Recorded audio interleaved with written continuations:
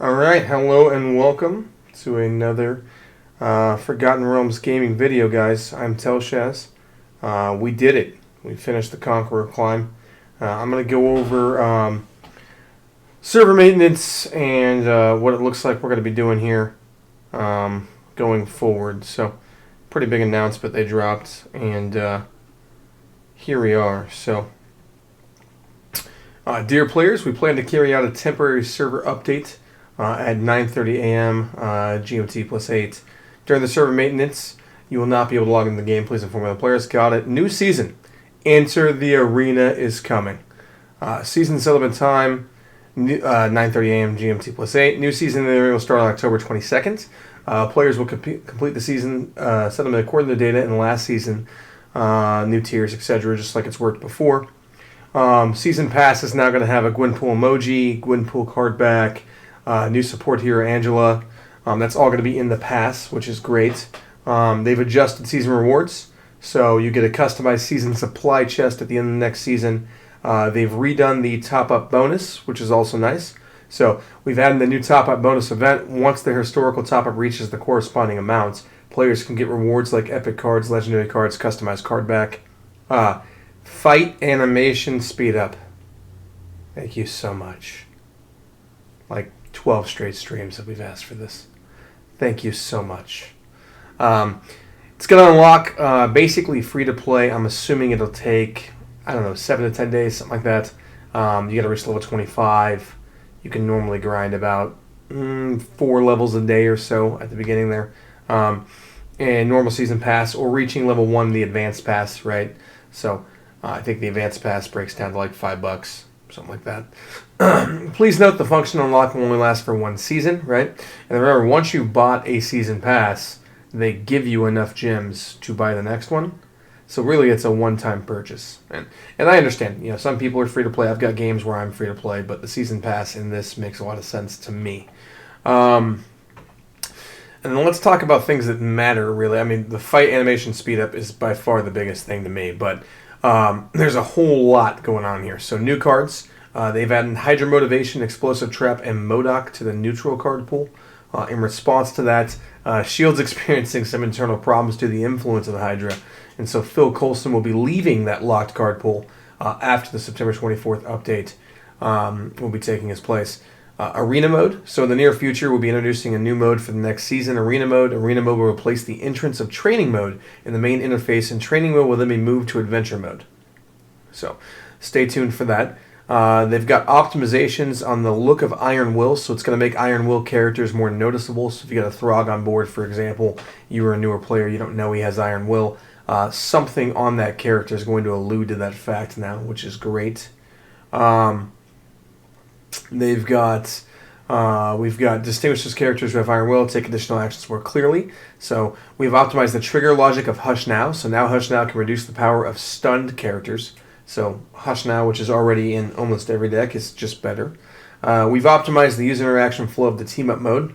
We've updated a couple of card stories, optimized the process tutorial, optimized skill VFX of some cards, and added Stardust Coins exchange option to the coins exchange interface. I don't know what that's going to look like yet. I don't really even have a guess. We're going to see if that's even worth it. They got some normal bug fixes, right? Matching interface, player's front line, just says some other bugs. Full crystal compensation, and there are a ton, and I mean a ton of card modifications going in this season, guys. So, Nanotech Symbiote is probably number 1 for a reason, because this hurts. So, previous skill at the start of the battle for each 6-cost card in your battlefield, give the equipped character plus 12 power and armor. New skill, when you play a Stark Industries character card, give all your Stark Industry characters plus 4 power. So, essentially, it was 24 stats for each 6-cost card, right?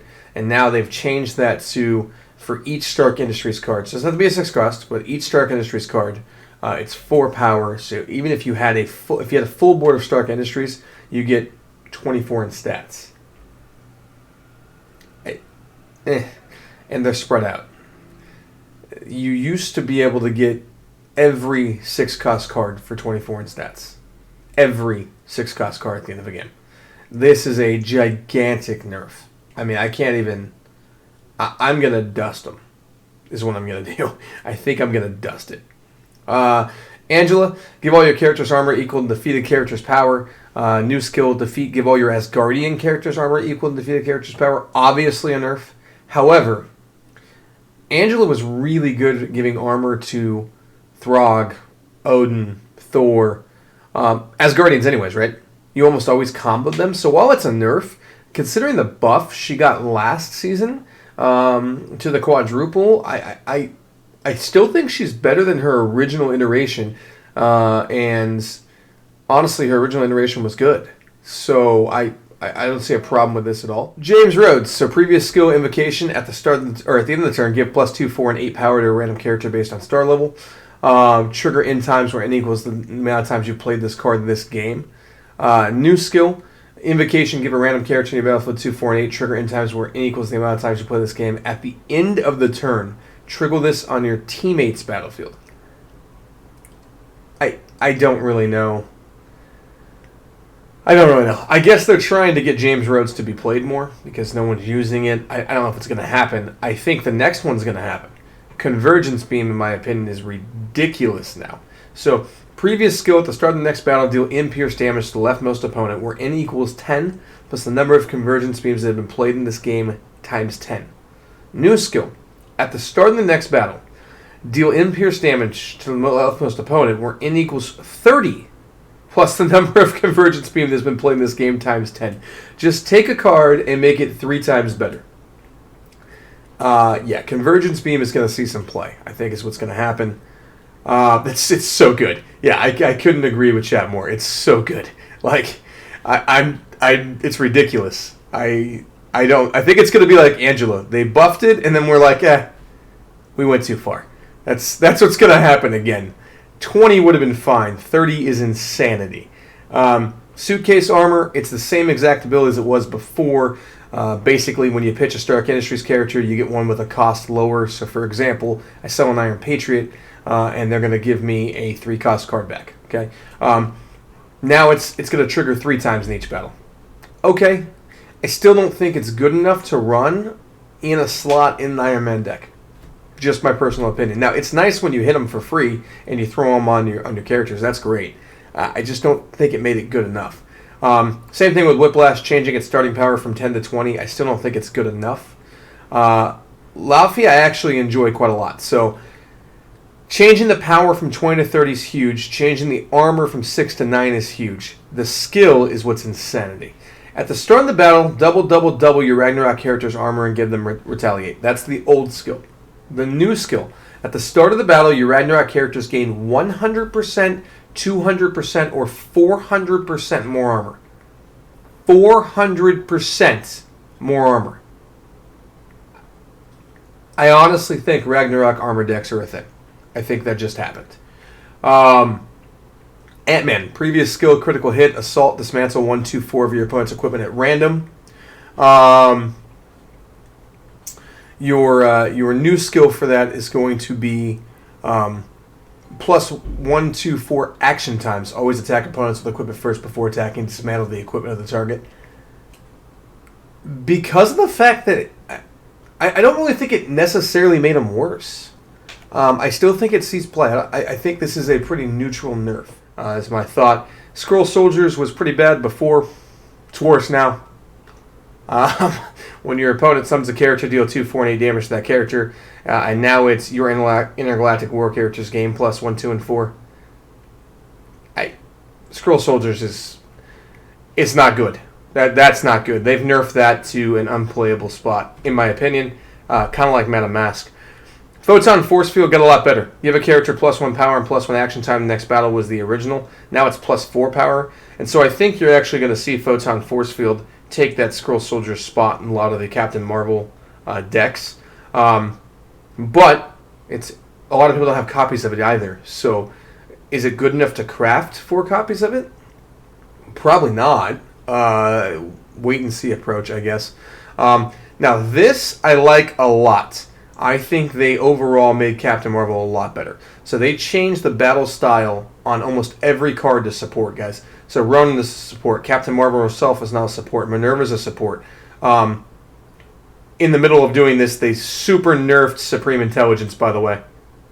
I'm just going to highlight that. I don't know if you can see it or not. Screen's a little small. Super nerf Supreme Intelligence. They cut the starting power in half. Nowhere near as good. Now it's going to die before it goes off. It's just nowhere near as good. It's a support, however. Moonstones is now a support equipment, which is phenomenal. Yanrog. So as you can see, they buffed Yanrog, trying to get Yanrog some play. Right? So power went from 8 to 10. That's not the important part. The important part is that skill damage dealt gave him 1, 2, and 4 at each star tier. Now it's 2, 4, and 8. And I do actually think it's going to make him good. Spectrum. Before it had 4 power and 25 armor. Now it's going to have stats 20 power and 0 armor.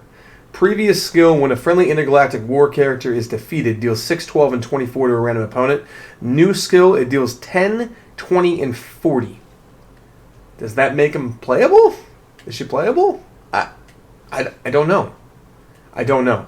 We're going to find out. Owl, when you can put a quest, summon 1, 2, 3 random 2-cost characters with star level 1. New ability, when you can put a quest, add a random 3, 4, 5-cost character card to your hand. So they went too far with MK, right? And now they're giving back a little bit. And they're trying to give you a card that's not really used. Typical fashion, kind of what they do around here. They want you to play with something different. I still don't think it's good enough. I got chat saying the same thing. I don't think it's good enough, personally. The Hood's Cloak. At the end of your turn, dismantle a random quest on the battlefield. Give the equipped character plus 6 power. At the end of your turn, give the equipped character plus in power, where in equals the number of quests in your battlefield times 2. Why? Just why? Unnecessary is what I have to say about the Hood's Cloak. It's just unnecessary. Drax. Power 8 to 12. Previous skill, can't attack again. Trigger only once, twice, 4 times every time. New skill, 1, 2, 4 action times. Defeat plus 2, 4, 8 power. I actually like this. I think the 8 to 12 makes Drax really good. We'll see. We'll see. Chat thinks Cloak's a good buff. Are you going to run it? Because I still don't think I'm playing it.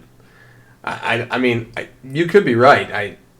It's definitely better than it was. I just don't know how much better. Yondu.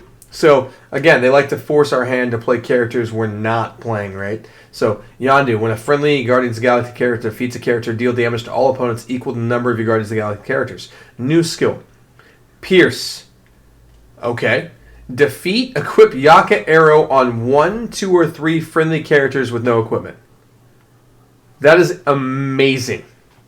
That is amazing.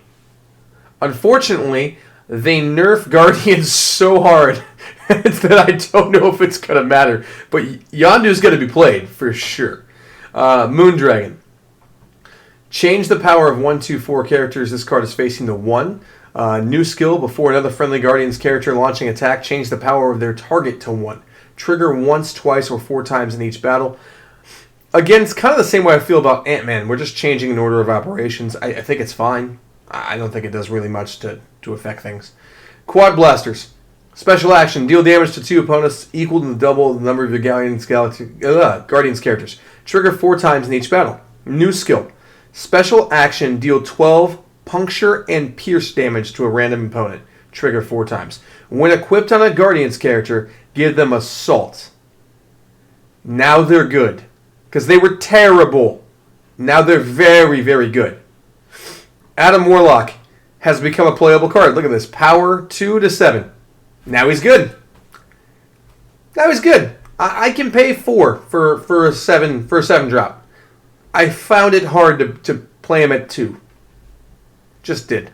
Mantis. Power 2 to 3. Previous skill. When a friendly Guardians character defeats character 2, 4, 8. Now it's 3, 6, 12. Mantis was already played. Now Mantis is mandatory. That's what just happened. Mantis is your 2-cost card in Guardians. That's what just happened. Groot went from 5 power to 4. However, armor 2 to 8. And the Triumph got better. 4, 8, 16. Again, Groot, like Mantis, already played. Now we're playing him for sure. me see here. For some reason they repeated themselves there. All right, Eric Killmonger, power 3 to 6. Okay, Killmonger was already good. Killmonger already paid for himself. Killmonger's very good now. Outrider, just what a nerf. Outrider's power from 4 to 1. Previous skill, you add in a 3, 4, 5 cost card to the shop based on star level. Now it's Assault. You give your other attack characters 2, 4, and 8. Outrider went from being in every deck to unusable. That's what just happened. Taskmaster, power from 4 to 5. Rarity changed. That's new. That's interesting. Rarity changed to Epic. At the end of your turn, give character cards in your hand 2, 4, 8. New skill for each Guardian card in the shop. This card gains 4, 8, 16. It's a nerf overall, but I think he gets more play than he did before. The only decks I've seen him used in are decks like my Wakanda Forever build, early versions of Nanotech Thor. I mean, Taskmaster is not a frequently played card, so I do think this actually allows him to see play, and allows him to see play in the Guardians decks he was already in. So this might not be terrible. Wasp going from 4 to 5. New invocation still for each attack card in the shop. This card gains +2, 4, and 8. This is so much better. That is a Wasp buff. The previous skill of giving a friendly Guardian character 3, 6, 12 basically made Wasp not playable. If that makes sense. I mean, I was playing it in like the Scarlet Witch deck, but Wasp is not a great card. Now I think Wasp actually scales very nicely on its own. You're going to see a lot more copies of Wasp going around. Okoye, power 2 to 1, armor 1 to 3. Last words, give a friendly character 1, 2, 4 power and +2, 4, 8 armor. Now it's give all Guardian characters 2, 4, 8 power. Okoye is good. Okoye is early game stat backing good. You're going to get a lot of value from Okoye. I think that's a win. It's an absolute win. Hawkeye. Cost 3, now cost 6. Power 4 to 16. Previous skill, your characters with critical hit get 3, 6, and 12 power. Now you get a new skill. After a friendly character with critical hit launching attack, this card gains 50, 100, and 200% more power. I don't know how I feel about it yet, but it's definitely a good buff for Hawkeye, as chat just said. Hawkeye is now playable. Is he more playable than Thanos? I don't know. He's going to take the 6-drop card slot of the neutral pool. Is he more playable than Black Panther? More playable than Hyperion in the Revive deck? I don't know. He's better than he was, because he was unplayable. Now he's playable. It's the question of, is he playable enough? I'm not sure yet. At least he's a big card and gets credit for being Hawkeye. I mean, yeah, just throwing it out there. All right. Balance adjustments to locked card pool. So Ulysses used to have the invocation, give all character cards 1, 2, 4. Now it's new skill before taking action, give all your support characters 1, 2, 4. If you notice the Outrider buff and the Ulysses buff, they're trying to take away the fast start, right? And then they went and they added more health on the back end on the previous patch, right? And now they're talking about, the fast play so that you can sim through combat, right? And then they're going to talk about giving you more clock at the end. They're making all the changes the players asked for to get to turns 4, 5, 6, 7, 8 and think and play the game. This is great for this game. Shield Agent from 4 to 3. When a friendly attack character enters the battlefield, give them 1, 2, 4. I actually think that makes Shield Agent better, but I still think Shield Agent's garbage, so it's kind of irrelevant. Ghost Suit. Previous skill, special action, your character's gain +1 power, trigger 5 times. New, it's +2 power. Ghost Suit was already played. This is great for the game. Cork, power 6, 5. Previous skill, give a guardian character 8, 6, 32. New skill, you give it Iron Will. I don't like it. I don't like that there's no stat back. I don't like it at all. You lose tempo. Tempo is what this game is all about, guys. Heroes, tempo is what every collectible trading card game is all about. It's a TCG, it's a CCG, whatever you're playing, okay?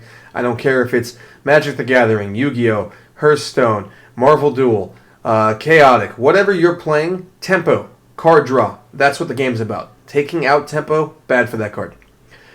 Hero skill adjustments. Web Warriors. By the way, there's a ton of these, so bear with me. Web Warriors. It used to be at the end of your turn, if you had no battle gems, you gain randomly 1 through 6. Now it's the shop refresh that was what Thor's ability was. Okay, it's a good ability. I'm fine with it. Taking out randomness, by the way. The more randomness they eliminate, the more skill comes to play. I'm good with that. Spider Sense. Previous skill, new passive skill. When a friendly Spider-Verse character in the field, the adjacent characters got 1 power. It was almost never used. Now it's when a friendly Spider-Verse character enters the battlefield, all characters get 1 power. That will make it used, for sure. Swing into action was 1 battle gem, refresh the shop. Now it's 10 battle gems once per game. Assemble a random 5-cost character card with star level 2. That is really good. I think this might be the MVP ability of the season. Because the reincarnation deck is going to get real popular. And this is going to be real good. Mighty Power used to be the 0-cost refresh for Thor, right? The one that they just changed Web Warriors to. Now it's the 1 battle gem, reduce the cost of all Guardian characters shot by 1. They just switched them, okay? That's all they did, basically.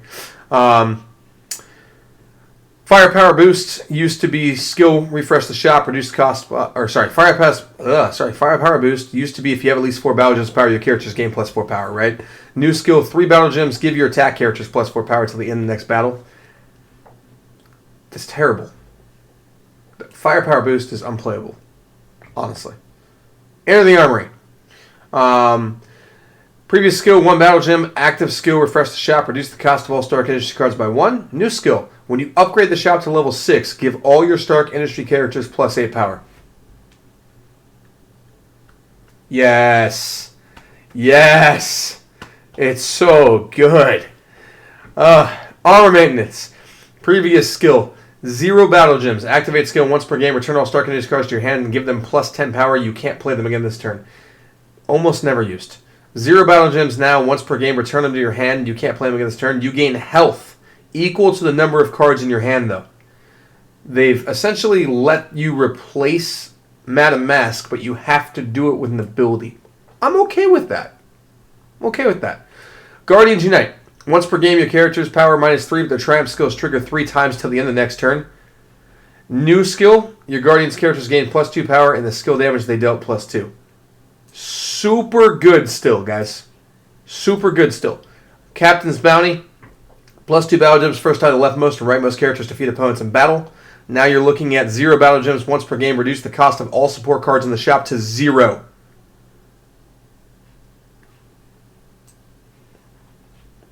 Wow. I think the buffs to Captain Marvel make Intergalactic War nuts this season.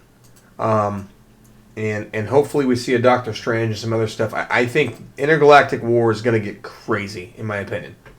That's my prediction for this season. All right, Double Tempo. Previous skill, 3 battle gems. Activate your character's triumph skills, trigger twice till the end of the next battle. New skill, 0 battle gems. Activate skill once per game. Your character's triumph skills trigger 3 times in the next battle. Okay, fine. Galactic Charge, 4 battle gems. Active skill once per game. Give all your attack characters plus 10 power. Now it's at the start of your battle. If your health is 5 or lower, give them plus 10 power. Also insane. All right. Bunch of balance adjustments to team up mode specific cards. Ground and Pound was 3, 6, 9, 15. Now it's select a character for each different keyword, kind of like the Witch. Give that character 1, 2, 4, and 6. Definitely a nerf. Then we've got Gravity Mine here, guys. Previous skill, last words, deal 7 damage to a random opponent, 3 damage to characters adjacent to the opponent. We just nerfed it by 1. Yaka Arrow, plus 8 power when equipped on Guardians characters. They get critical hit and annihilate. It triggered 3 times. Now it's plus 20 power before attacking. When equipped on Guardians characters, give them critical hit and annihilate. Trigger once a battle. Think about that with Yondu handing them out for free. I don't even know what to say about that. Like, honestly. It's insanity. Miles Morales, when a friendly Spider-Verse character is battlefield, give them plus 5, 10, 20. Now it's 6, 12, 24. He was already good. The reincarnation deck is going to be alive and well, folks. Sandman getting an armor buff. Green Goblin getting a power buff. Green Goblin is sick. Green Goblin made my list on my YouTube video as the number 6 tech card in Marvel Duel, honorable mention, because it's a 2-part card with glider. Okay, at a cost of at a 16 power back with a glider, Green Goblin's a must play. That's what just happened. Okay, Octopus getting a power buff. I don't know why Octopus was already good. Before attacking a stun opponent, again 4, 8, 16. Now it's 6, 12, 24. Super buff for Dr. Octopus, who was already played in every Spider-Man deck. Crazy to me. They're really trying to make Spider-Man a thing. Spider-Man, last words, give all your Spider-Verse characters 8, 16, 32. Now it's 12, 24, 48. We basically doubled it across the board almost, or we 33%ed across the board. Okay. And then End of Spider-Man, which was kind of a card you didn't play a whole lot. Defeat a Spider-Verse character at the start of your next turn, return them to your hand and give them 8 power was the old skill. Now it's defeat a Spider-Verse character with star level 2 or lower, and at the start of your next turn, return to your hand with double that star level. Again, Spider-Verse is a thing, guys. Spider-Man's going crazy. Intergalactic War is going crazy. There's going to be some meta diversity in the world. There's going to be some theory crafting. We're going to be putting out a lot of decks. This is going to be a lot of fun. I think this is one of the best patches I've seen, not only from this game, from any mobile game ever. That's an early assessment, okay? But the fact of the matter is they make changes in this game at a rapid pace. They do things for the community that are phenomenal at a rapid pace. And you cannot say that about mobile game companies. You just can't. I've played so many mobile games. I've played so many card games that do not operate like this. I commend them for the transparency, the job they're doing, how they're going about it, and how quickly they make changes that force the meta to adapt and change and force people to do things differently. This is great stuff, guys. Anyways, that's going to do it for today's video. I just wanted to go ahead and go over this in detail with you all. I wanted to make sure that you guys have my initial thoughts. Please feel free to leave yours in the comments below. Obviously, I'll do some more videos when the patch actually drops. We get to play this stuff. I'm going to be doing a bunch of theory crafting. I'm going to be producing a bunch of videos on new decks. Come back, check them out. I'm streaming on Twitch Wednesdays, Fridays, Saturdays. I've been bonus streaming on Thursdays. So you'll see me on Twitch. You can find me at FRG Telshaz almost everywhere. Please feel free to come back, hang out with me, and I'll see you guys on the other side of the realm.